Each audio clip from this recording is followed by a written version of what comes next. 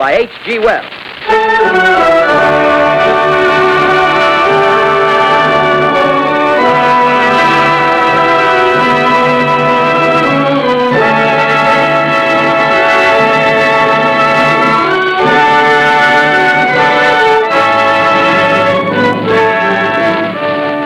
Ladies and gentlemen, the director of the Mercury Theater and star of these broadcasts, Orson Welles. We know now that in the early years of the 20th century, this world was being watched closely by intelligences greater than man's, and yet as mortal as his own.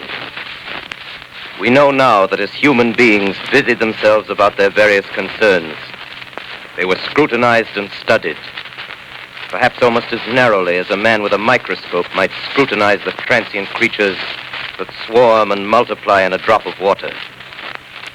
With infinite complacence, people went to and fro over the earth about their little affairs, serene in the assurance of their dominion over this small, spinning fragment of solar driftwood, which by chance or design, man has inherited out of the dark mystery of time and space.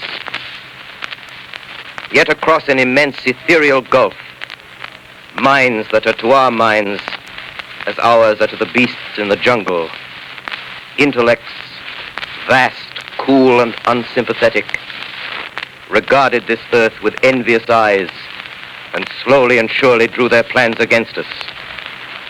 In the 39th year of the 20th century came the Great Disillusionment. It was near the end of October. Business was better. The war scare was over. More men were back at work. Sales were picking up. On this particular evening, October 30th, the Crosley service estimated that 32 million people were listening in on radios. In the next 24 hours, not much change in temperature.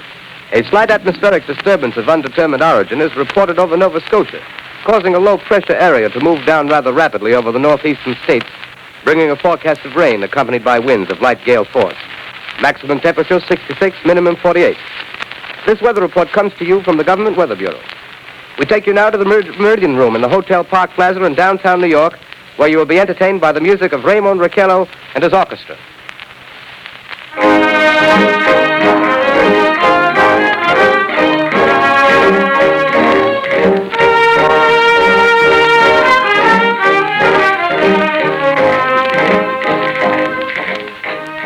Good evening, ladies and gentlemen. From the Meridian Room in the Park Plaza Hotel in New York City, we bring you the music of Raymond Raquello and his orchestra. With a touch of the Spanish, Raymond Raquello leads off with La Comparsita.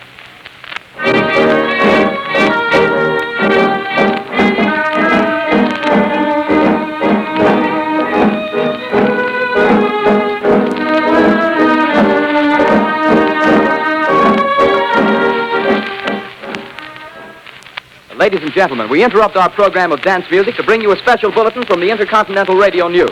At 20 minutes before 8 Central Time, Professor Farrell of the Mount Jennings Observatory, Chicago, Illinois, reports observing several explosions of incandescent gas occurring at regular intervals on the planet Mars.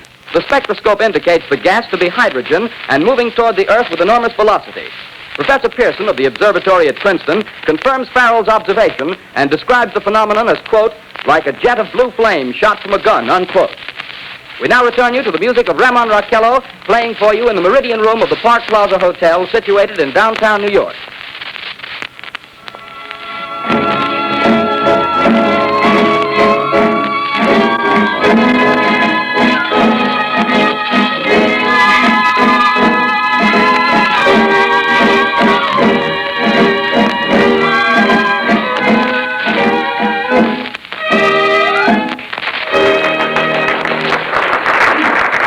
And now a tune that never loses favor, the ever-popular Stardust, Raymond Raquello and his orchestra.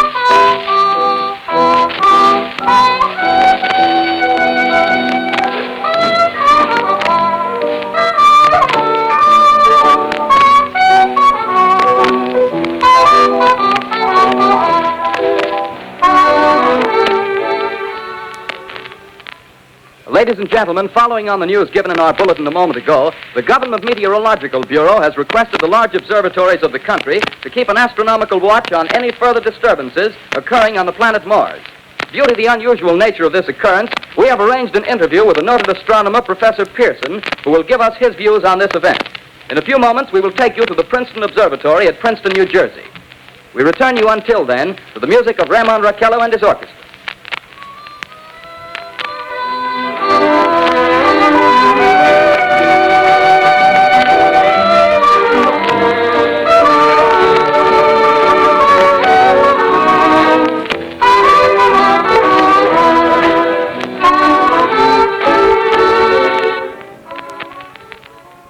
We are ready now to take you to the Princeton Observatory at Princeton, where Carl Phillips, our commentator, will interview Professor Richard Pearson, famous astronomer. We take you now to Princeton, New Jersey. Good evening, ladies and gentlemen. This is Carl Phillips speaking to you from the observatory at Princeton. I'm standing in a large semicircular room, pitch black except for an oblong split in the ceiling. Through this opening, I can see a sprinkling of stars that cast a kind of frosty glow over the intricate mechanism of the huge telescope. The ticking sound you hear is the vibration of the clockworks. Professor Pearson stands directly above me on a small platform, peering through the giant lens. I'll ask you to be patient, ladies and gentlemen, during any delay that may arise during our interview. Besides the ceaseless watch of the heavens, Professor Pearson may be interrupted by telephone or other communication. During this period, he is in constant touch with the astronomical centers of the world. Professor, may I begin our questions? At any time, Mr. Phillips. Professor, would you please tell our radio audience exactly what you see as you observe the planet Mars through your telescope? Nothing unusual at the moment, Mr. Phillips. A red disk swimming in a blue sea. Transverse stripes across the disk. Quite distinct now because Mars happens to be at the point nearest the Earth, in opposition, as we call it. In your opinion, what do these transverse stripes signify, Professor Pearson? Not canals, I can assure you, Mr. Phillips. Although that's the popular conjecture of those who imagine Mars to be inhabited. From a scientific viewpoint, the stripes are merely the result of atmospheric conditions peculiar to the planet.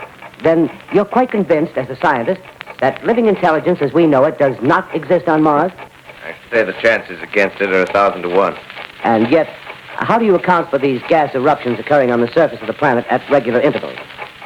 Phillips, I cannot account for it. By the way, Professor, for the benefit of our listeners, how far is Mars from the Earth? Approximately 40 million miles.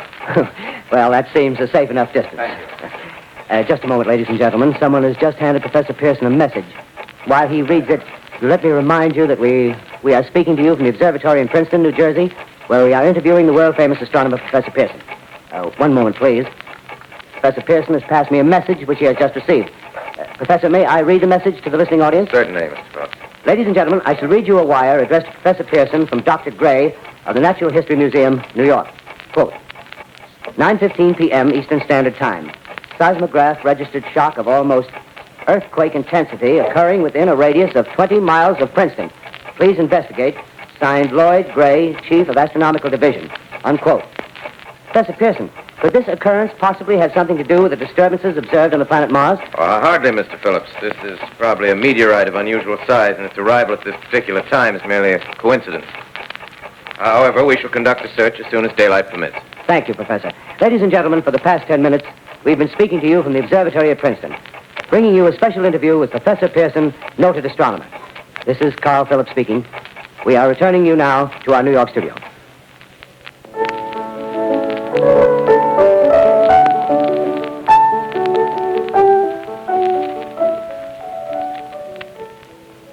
Ladies and gentlemen, here is the latest bulletin from the Intercontinental Radio News. Toronto, Canada.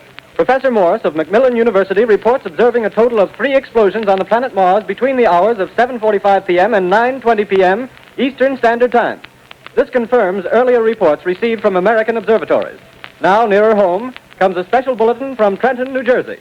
It is reported that at 8:50 p.m., a huge flaming object, believed to be a meteorite, fell on a farm in the neighborhood of Grover's Mill, New Jersey, 22 miles from Trenton. The flash in the sky was visible within a radius of several hundred miles, and the noise of the impact was heard as far north as Elizabeth. We have dispatched a special mobile unit to the scene, and we'll have our commentator, Carl Phillips, give you a word picture of the scene as soon as he can reach there from Princeton. In the meantime, we take you to the Hotel Martinet in Brooklyn, where Bobby Millett and his orchestra are offering a program of dance music.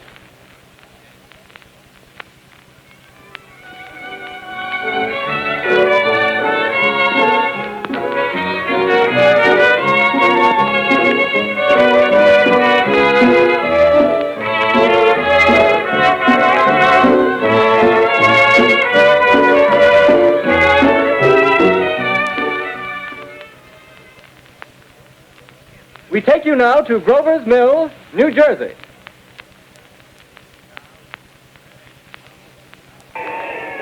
Ladies and gentlemen, this is Carl Phillips again, out at the Wilmot Farm, Grover's Mill, New Jersey. Professor Pearson and myself made the 11 miles from Princeton in 10 minutes. Well, I hardly know where to begin. To paint for you a word picture of the strange scene before my eyes, like something out of a modern Arabian Nights. Well, I just got here. I haven't had a chance to look around yet. I guess that's it. Yes, I guess that's the thing directly in front of me, half buried in a vast pit. Must have struck with terrific force. The ground is covered with splinters of a tree. It must have struck on its way down.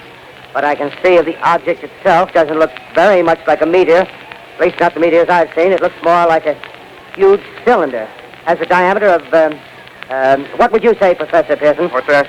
What would you say, what's the diameter of this? About 30 yards. About 30 yards. The metal on the sheath is, well, I've never seen anything like it. The color is sort of yellowish white. It's curious. Spectators now are pressing close to the object in spite of the efforts of the police to keep them back. Getting in front of my line of vision. Would you mind standing one side, please? While the policemen are pushing the crowd back. Here's Mr. Wilmot, owner of the farm here. He may have some interesting facts to add. Mr. Wilmot, would you please tell the radio audience as much as you remember of this rather unusual visitor that dropped in your backyard? Step closer, please. Ladies and gentlemen, this is Mr. Wilmot. Well, I was listening to the radio. Closer and louder, please. Pardon me? Louder, please, closer. Yes. I was listening to the radio and kind of drowsing. That professor fellow was talking about Mars, so I was half dozing and half... Yes, Mr. Wilmot, and then what happened? Well, as I was saying, I was listening to the radio, kind of halfway. Yes, Mr. Wilmot, and then you saw something. Well, not first off. I heard something. And what did you hear? A hissing sound like this. Kind of like a 4th of July rocket. Yes, then what? I turned my head out the window and would have sworn I was asleep and dreaming. Yes? I seen a kind of greenish streak and then zingo. Something smacked the ground, knocked me clear out of my chair. Well, were you frightened, Mr. Wilmot? Well, I ain't quite sure. I reckon I was kind of riled. Well, thank you, Mr. Wilmot. Thank you very much. Yeah, you want me to No, tell that's some quite more? all right. That's plenty. Ladies and gentlemen, you've just heard Mr. Wilmot, owner of the farm where this thing has fallen.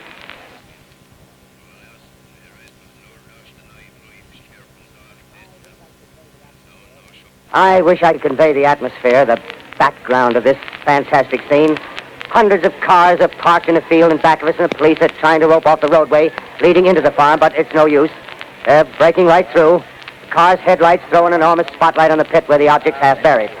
Now, some of the more daring souls now are venturing near the edge. The silhouettes stand out against the metal sheen. One man wants to touch the thing. He's having an argument with the policeman.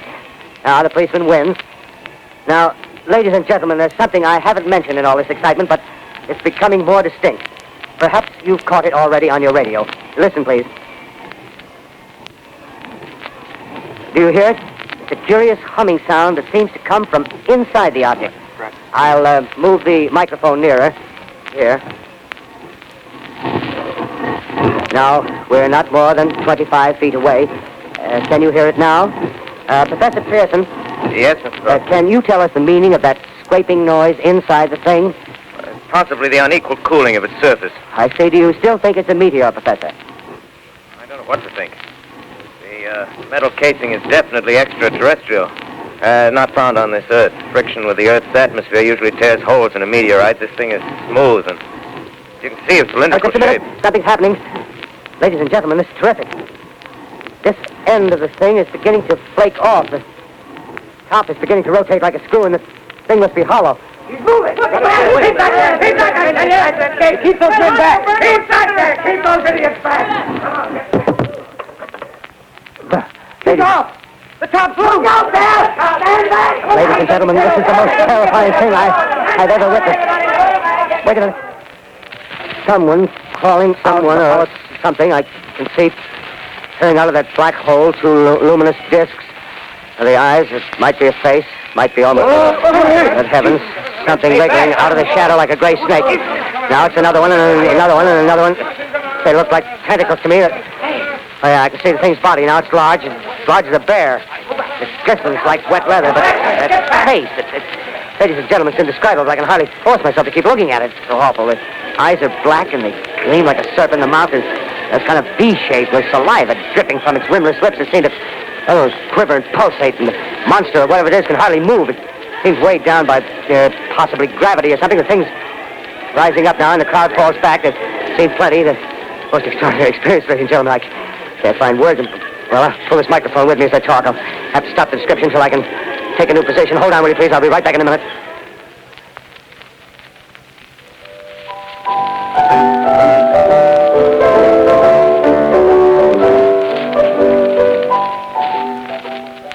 We are bringing you an eyewitness account of what's happening on the Wilmuth Farm, Grover's Mill, New Jersey.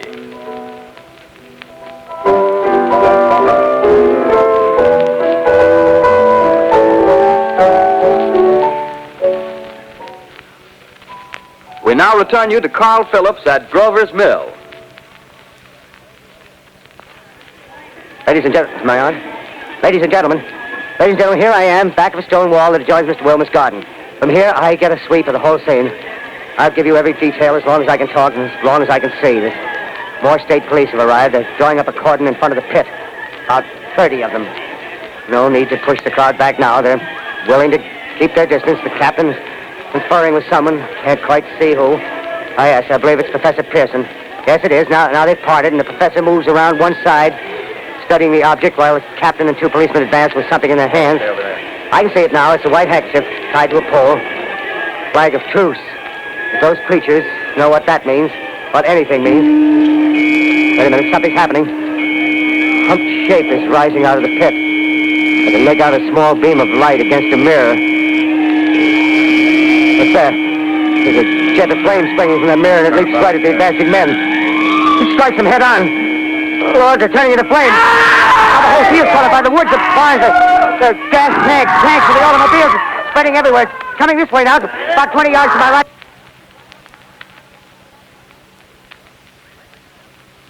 Ladies and gentlemen, due to circumstances beyond our control, we are unable to continue the broadcast from Grover's Mill. Evidently, there's some difficulty with our field transmission. However, we will return to that point at the earliest opportunity. In the meantime, we have a late bulletin from San Diego, California. Professor Indelkoffer, speaking at a dinner of the California Astronomical Society, expressed the opinion that the explosions on Mars are undoubtedly nothing more than severe volcanic disturbances on the surface of the planet. We continue now with our piano interlude.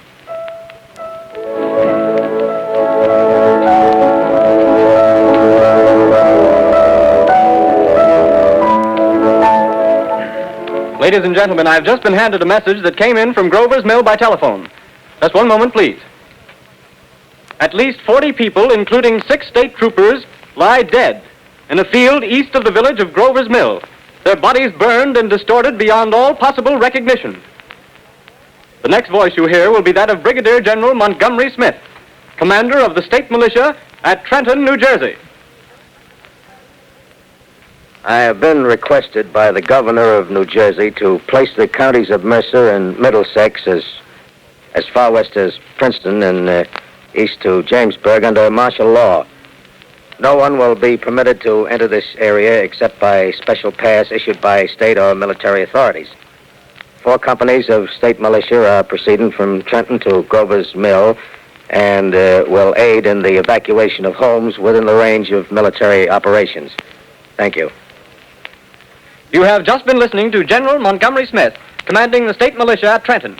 In the meantime, further details of the catastrophe at Grover's Mill are coming in. The strange creatures, after unleashing their deadly assault, crawled back in their pit and made no attempt to prevent the efforts of the firemen to recover the bodies and extinguish the fire. The combined fire departments of Mercer County are fighting the flames which menace the entire countryside. We have been unable to establish any contact with our mobile unit at Grover's Mill, but we hope to be able to return you there at the earliest possible moment. In the meantime, we take you to... Just one moment, please. Ladies and gentlemen, I have just been informed that we have finally established communication with an eyewitness of the tragedy. Professor Pearson has been located at a farmhouse near Grover's Mill, where he has established an emergency observation post. As a scientist, he will give you his explanation of the calamity. The next voice you hear will be that of Professor Pearson, brought to you by direct wire. Professor Pearson. Of the creatures in the rocket cylinder at Grover's Mill, I can give you no authoritative information either as to their nature, their origin, or their purposes here on Earth. Of their destructive instrument, I might venture some conjectural explanation. For want of a better term, I shall refer to the mysterious weapon as a heat ray. It's all too evident that these creatures have scientific knowledge far in advance of our own. It's my guess that in some way they are able to generate an intense heat in a chamber of practically absolute non-conductivity. This intense heat they project in a parallel beam against any object they choose by means of a polished parabolic mirror of unknown composition, much as the mirror of a lighthouse projects a beam of light. That is my conjecture of the origin of the heat ray. Thank you, Professor Pearson. Ladies and gentlemen, here is a bulletin from Trenton. It is a brief statement informing us that the charred body of Carl Phillips has been identified in a Trenton hospital. Now, here's another bulletin from Washington, D.C. The Office of the Director of the National Red Cross reports 10 units of Red Cross emergency workers have been assigned to the headquarters of the state militia, stationed outside of Grover's Mill, New Jersey. Here's a bulletin from State Police, Princeton Junction. The fires at Grover's Mill and vicinity are now under control. Scouts report all quiet in the pit, and there is no sign of life appearing from the mouth of the cylinder. Now, ladies and gentlemen, we have a special statement from Mr. Harry McDonald, Vice President in charge of operations. We have received a request from the State Militia of Trenton to place at their disposal our entire broadcasting facilities. In view of the gravity of the situation, and believing that radio has a responsibility to serve in the public interest at all times, we are turning over our facilities to the State Militia at Trenton. We take you now to the field headquarters of the state militia near Grover's Mill, New Jersey. This is Captain Lansing of the Signal Corps, attached to the state militia, now engaged in military operations in the vicinity of Grover's Mill. Situation arising from the reported presence of certain individuals of unidentified nature is now under complete control.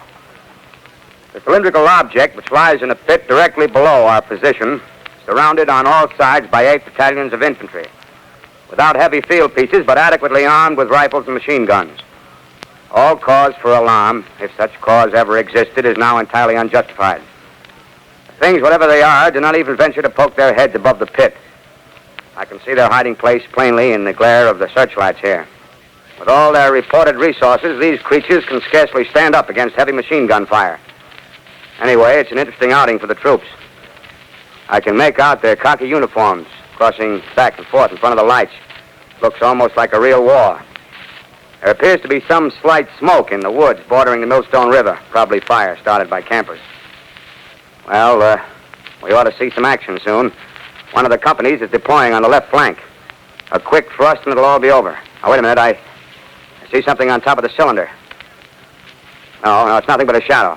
Now the troops are on the edge of the Wilmot Farm. 7,000 armed men closing in on an old metal tube. A tub, rather. Well, wait, that wasn't a shadow. It's something moving. Solid metal, kind of a shield-like affair rising up out of the cylinder. It's going higher and higher. What? It's standing on legs, actually rearing up on a sort of metal framework. Now it's reaching above the trees and the searchlights are on it. Hold on.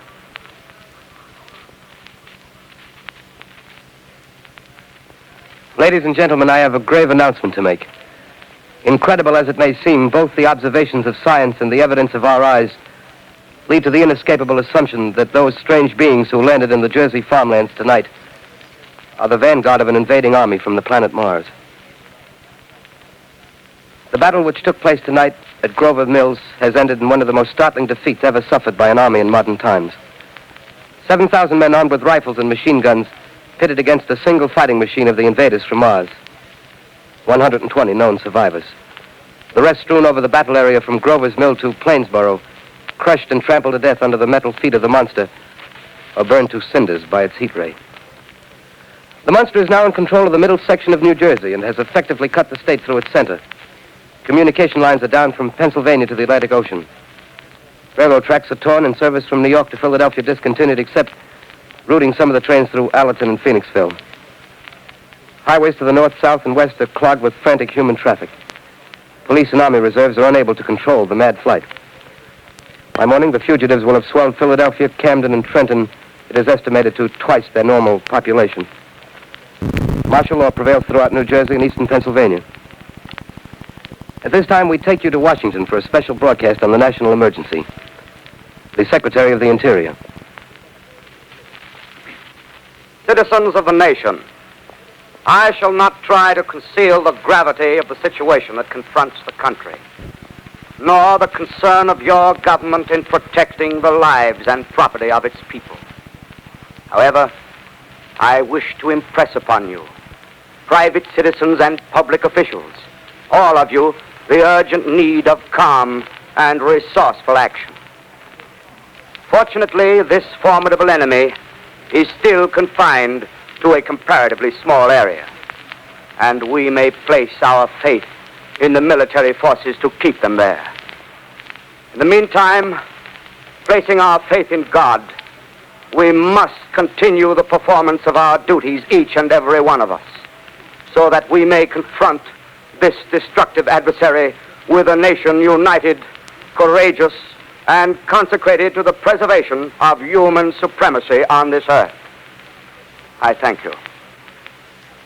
You have just heard the Secretary of the Interior speaking from Washington. Bulletins too numerous to read are piling up in the studio here. We're informed that the central portion of New Jersey is blacked out from radio communication due to the effect of the heat ray upon power lines and electrical equipment. Here's a special bulletin, New York. Cables have been received from English, French, and German scientific bodies offering assistance. Astronomers report continued gas outbursts at regular intervals on the planet Mars. The majority voiced the opinion that the enemy will be reinforced by additional rocket machines. There have been several attempts made to locate Professor Pearson of Princeton, who has observed Martians at close range. It is feared he was lost in the recent battle. Langham Field, Virginia. Scouting planes report 3 Martian machines visible above treetops, moving north toward Somerville with population fleeing ahead of them. The heat ray is not in use, although advancing at express train speed, invaders pick their way carefully. They seem to be making a conscious effort to avoid destruction of cities and countryside. However, they stop to uproot power lines, bridges, and railroad tracks. Their apparent objective is to crush resistance, paralyze communication, and disorganize human society. Here is a bulletin from Basking Ridge, New Jersey. Coon hunters have stumbled on a second cylinder similar to the first, embedded in the great swamp 20 miles south of Morristown. Army field pieces are proceeding from Newark to blow up the second invading unit before the cylinder can be opened and the fighting machine rigged.